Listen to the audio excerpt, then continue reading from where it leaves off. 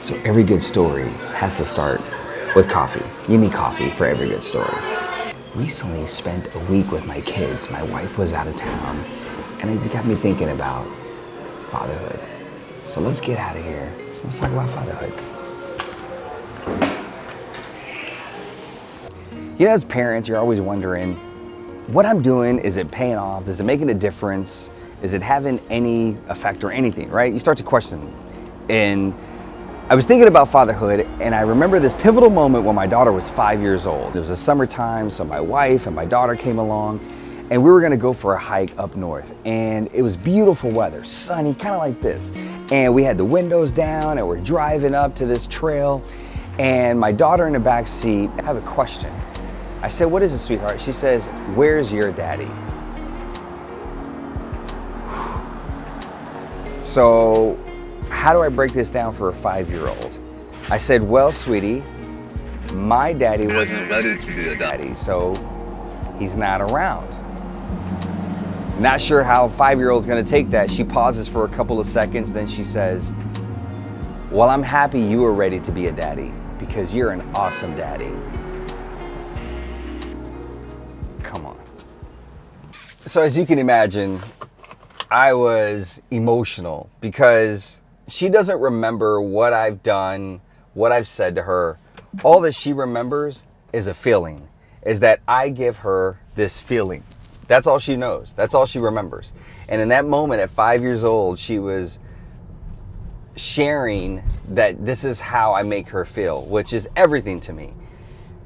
And the payoff was, for me, about a year and a half before that moment, I had an opportunity presented to me to take an acting job that was going to require me to relocate and spend most of my time in LA. Well, we were living in New York at the time.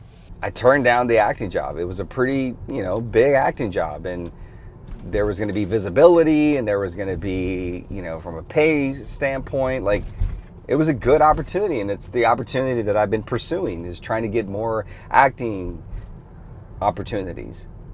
And I turned it down because I was like, no, I'm gonna have to be in LA Monday through Friday. I'm gonna take red eyes home Friday night to get to New York Saturday morning, only to leave Sunday night to go back to LA to be ready to film Monday morning. And I said no. I said I fatherhood is more important to me right now than any other opportunity. And I questioned whether that was the right decision for me to make. I was like, man, as the provider, I don't know if I'm making a huge mistake right now because I'm turning down this opportunity. I don't know if that's the smart thing for me to do. Everybody that was on my team, my agents, especially from a speaking standpoint, were of course encouraging me to get on TV because that's how more opportunities would present themselves. More speaking opportunities, if I had more visibility. And this show was going to give me a lot of visibility. And I said no. I didn't have instant regret. I just had several moments for the next year and a half where I questioned. And in that moment, when my daughter said, "You're an awesome dad," I knew I made the right decision.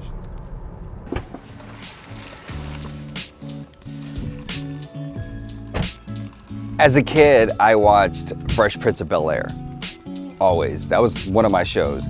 And I remember there was an episode where Will's dad comes back and they reunite and they're spending a couple days together, they're having a good time. And the dad, who's a truck driver, is like, "Will, you're gonna come on the road with me for a few weeks. That'd be fun for us to bond." Will's like, "Yeah."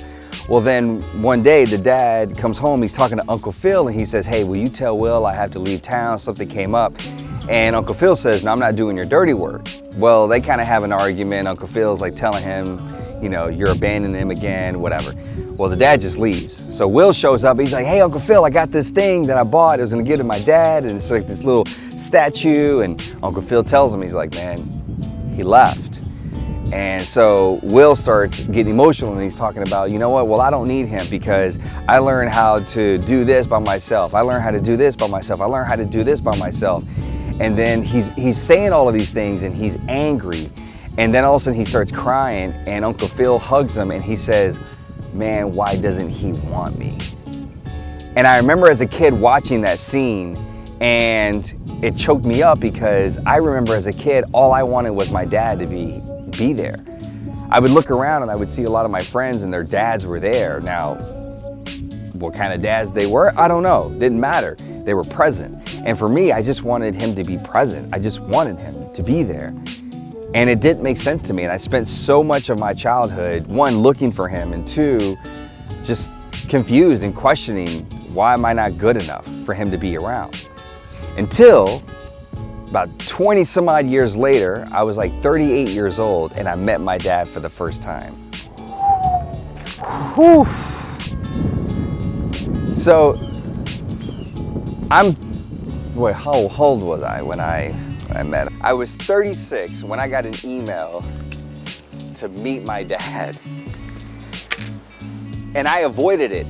I didn't want to respond to the message at all. This person was like, I know your dad, this is your dad, blah, blah, blah.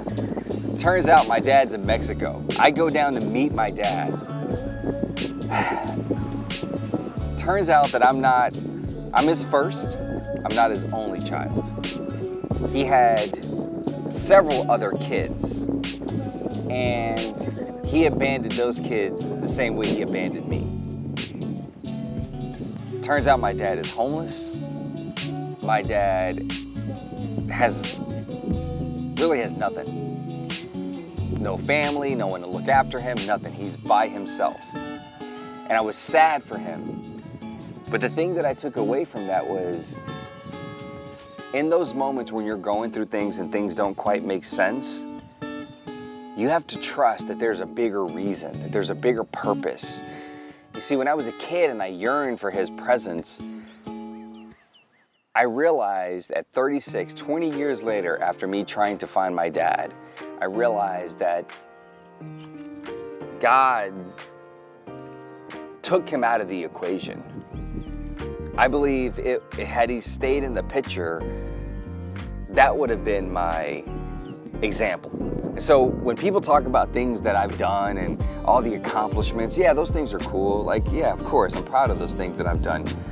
But the biggest accomplishment, the biggest thing I'm proud of, is I like to perceive myself as a generational cycle breaker. I'm just doing something my dad was never willing to do. Is to be present and to allow your children to teach you and show you. I don't have all the answers. I'm not a perfect father. I'm not a perfect parent by any means. But I'm always asking my kids questions. I'm always asking myself a question as to what I could do differently and potentially even better. And that to me is what fatherhood and parenting is all about. Is being okay not having all of the answers, not knowing everything. It's my biggest joy, man. It's my biggest accomplishment. And I know that what I'm starting here with my kids, I know it's just gonna start something beautiful for when they have kids, and then they have kids, and then they have kids. That's what it's about, man. So, as we approach Father's Day, obviously this is gonna be focused to a lot of the dads, but honestly, this is to every parent out there. Be comfortable with being vulnerable with your children. I think that's one of the biggest things that has allowed me to create the connection that I have with my daughter. Now my son, listen, he's still a toddler, he doesn't know quite yet, but I'm so comfortable with being vulnerable with my daughter where I tell her I don't know the answer, or I messed up, I made a mistake, I'm sorry. I think that level of vulnerability allows my daughter to understand and to learn that it's okay to not know everything. It's okay to say, I messed up. It's okay to feel like I need help. I can't tell you how many times I've talked to my daughter, who's now 11 years old, and I've shared with her ever since she was like 8 or 9 or 10. I'm like, oh, it's so busy, and I just feel overwhelmed, and this is stressful. And part of that is me venting, but also part of that is me allowing her to understand that this person she may perceive as this person that has it all figured out and is an adult and has this career, and she sees people come up to me all the time and, you know, show me love and give me feedback, that I also have my moments, that I also have my days where things aren't sharp and perfect and best and that, that I'm a human being. So to the parents, be vulnerable. It's okay. Don't worry about how your kids are going to use that against you one day. While you're so focused on that, you're missing out on the opportunity that you're creating a closer relationship and a closer bond with them by just being open and sharing. Listen, ask questions.